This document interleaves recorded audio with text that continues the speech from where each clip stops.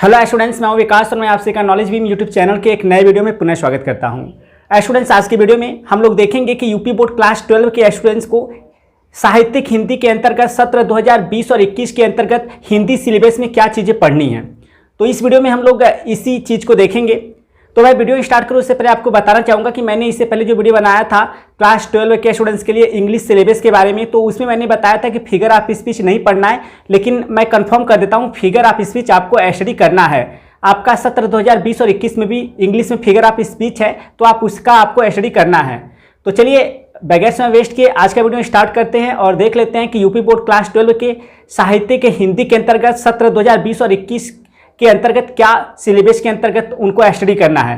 तो देख सकते हैं इस व्हाइट बोर्ड पर मैंने लिखा है क्लास 12 सब्जेक्ट आपका साहित्यिक हिंदी है और सत्र 2020 और 21 के लिए यह सिलेबस है।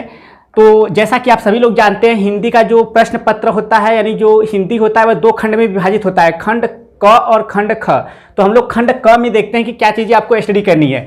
तो सबसे पहले हिंदी गद्य से शुरू करते हैं। तो हिंदी गद्य में आपको राष्ट्र का स्वरूप यह लेसन स्टडी करना है, अशोक के फूल इसको भी आपको पढ़ना है, सिद्धांत और नीति के संपादित अंश इसका भी स्टडी करना है, भाषा और आधुनिकता इसका भी आपको स्टडी करना है, तेजस्वी मन के संपादित अंश इसका भी आपको स्टडी करना है।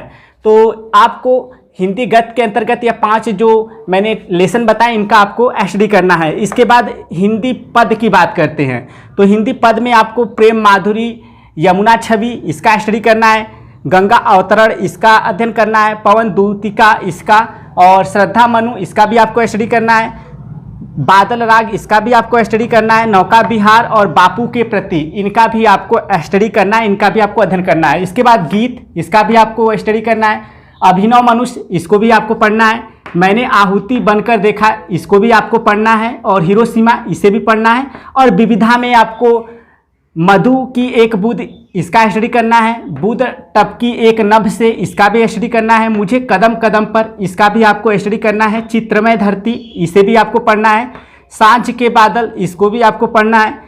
और इसके बाद हम लोग देखते हैं कथा भारती। कथा भारती में आपको क्या पढ़ना है, पंचलाइट पढ़ना है, बहादुर पढ़ना है और कर्मनाशा की हार। तो यह कथा भारती के अंतर्गत 3 जो टॉपिक हैं, 3 जो मैंने पंचलाइट, बहादुर और कर्मनाशा की हार, ये 3 टॉपिक इनको आपको पढ़ना है। ठीक है। इसके बाद स्वपठित खंड काव्य आता है। तो स्वपठित खंड काव्य को लेकर काफ़ी स्टूडेंट्स काफ़ी भ्रमित रहते हैं, उन्हें नहीं समझ में आता है कि हमको क्या पढ़ना है।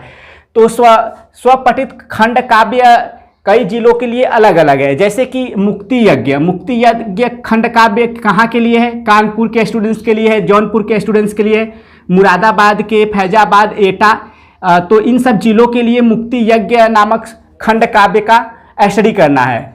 तो सत्य की जीत ये जो दूसरा खंड काव्य है, अगर आप इन स्टेट से नहीं हैं, इन स्टेट से अगर आप नहीं हैं, इन जिलों से नहीं हैं, तो आपको मुक्ति यज्ञ काव्य जो है, अगर आप मुक्ति यज्ञ कहने का मतलब यह है कि अगर आप मुक्ति यज्ञ खंड काव्य का अध्ययन करना चाहते हैं तो आपको इन जिलों में से होना होगा।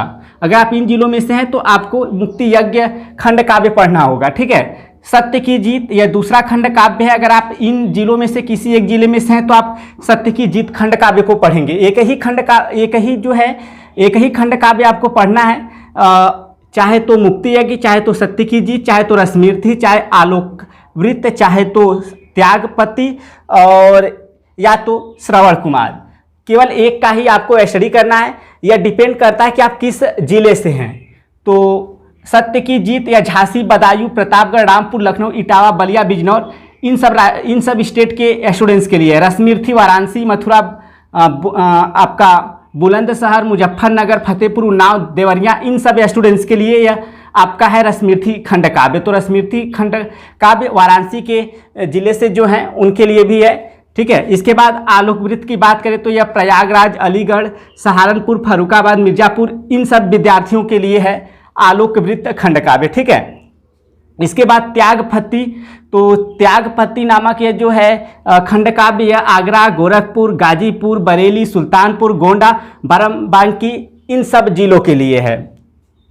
लास्ट में देखते हैं जो अंतिम खंड काव्य श्रवण कुमार या मेरठ, बादा, आजमगढ़, बस्ती, रायबरेली, इन सब जिलों के विद्यार्थियों के लिए है। तो कहने का मतलब है स्वपठित खंड काव्य में से केवल आपको एक ही खंड काव्य पढ़ना होता है। आप पे डिपेंड करता है कि आप किस स्टेट से हो, जिस जिले से हैं उसी के अकॉर्डिंग आपको एक खंड काव्य पढ़ना होता है। ठीक है, तो यह था हिंदी का खंड क के अंतर्गत क्या चीज़ें आपको हिंदी के सिलेबस में पढ़ना है। अब हम लोग देखते हैं कि खंड ख के अंतर्गत हिंदी की सिलेबस में क्या चीज़ें हमको स्टडी करना है। ठीक है, तो स्टूडेंट्स अब देखते हैं खंड ख के अंतर्गत हिंदी साहित्य में हमको क्या क्या स्टडी करना है।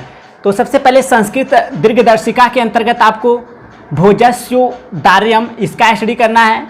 संस्कृत भाषाय महत्वम इसको पढ़ना है। आत्मज्ञ एवं सर्वज्ञ इसका स्टडी करना है। ऋतुवर्णम इसको पढ़ना है। महर्षि दयानंद इसको आपको पढ़ना है। सुभाषित रत्नानी आपको यह पढ़ना है। महामना मालवीय यह वाला लेसन आपको पढ़ना है। पंचशील सिद्धांता यह आपको पढ़ना है। दूत वाक्यम तो आपको इसका भी स्टडी करना है, यानी कुल 8 लेसन इसमें आपको संस्कृत दीर्घदर्शिका के अंतर्गत आपको पढ़ना है। इसके बाद हम लोग काव्य सौंदर्य के तत्व के बारे में बात करते हैं। काव्य सौंदर्य के तत्व में आपको क्या क्या पढ़ना है, तो इसमें आपको सभी रस पढ़ना है। सभी रस का आपको परिभाषा एवं उदाहरण एवं पहचान यह आपको पढ़ना है। तो आप ये सभी रस को परिभाषा, उदाहरण एवं पहचान के साथ तैयार कर लीजिएगा। इसके बाद अलंकार आपको पढ़ना है। अलंकार में आपको शब्दालंकार पढ़ना है। शब्दालंकार में आपको अनुप्रास, यमक, श्लेष सभी का परिभाषा एवं उदाहरण सहित आपको यह याद करना अर्थात पढ़ना है आपको। इसके बाद अलंकार के अंतर्गत आपको दूसरा अलंकार अर्थालंकार के अंतर्गत आपको उपमा, रूपक, उत्प्रेक्षा, संदेह, भ्रांतिमान, अन्वय, प्रतीप, दृष्टांत तथा अतिशयोक्ति अलंकार को भी आपको परिभाषा एवं उदाहरण के साथ पढ़ना है। ठीक है, तो इन अलंकार को आप अच्छे से तैयार कर लीजिएगा। इसके बाद छंद आपको पढ़ना है। मात्रिक, चौपाई, दोहा, सोठा, रोला, कुंडलियाँ छंद के अंतर्गत ये चीज़ें आपको पढ़नी है। हरि, गीतिका, वरव्य, लक्षण एवं उदाहरण, यानी इनका लक्षण आपको बताना है और उदाहरण भी देना है। तो इसको भी आप अच्छी तरह से तैयार कर लीजिएगा। इसके बाद वर्णवित्त के अंतर्गत इंद्रवज्रा, उपेंद्र वज्रा, सवया, मंतग, मद, सुमुखी, सुंदरी, वसंत, तिलका इनको भी आपको तैयार करना है। लक्षण एवं इनका उदाहरण आपको देना है, यानी इनके लक्षण बताने होंगे और साथ ही साथ आपको उदाहरण भी देने होंगे।